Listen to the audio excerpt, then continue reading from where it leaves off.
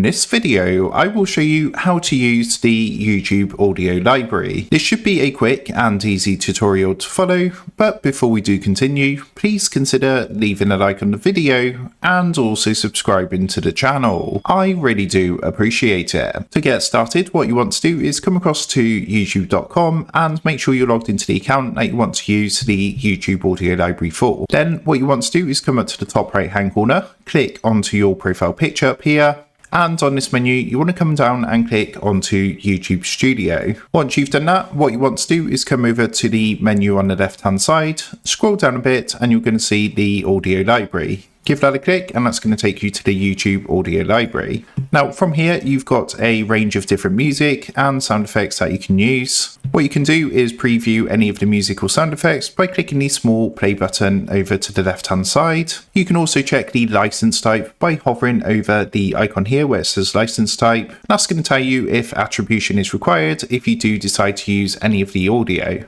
Now, if you do find a song or a sound effect that you want to use, what you can do is come over to the right hand side where you're going to find a download button. So if you actually give that a click, that's going to download that song or sound effect onto your PC. And then of course you can use that, just bear in mind the license type. And if you do need to give attribution or if you are able to use it or not, but of course all that information can be found from here from the audio library. So it's a quick overview on how to use the YouTube audio library. With that being said, I hope this quick tutorial did help you out today. And if this did help you out, I would really appreciate it if you was to consider dropping down below the video, leaving a like and also subscribing to the channel. With that being said, I just want to take a minute. Thank you guys for watching this quick tutorial and I will see you in the next video.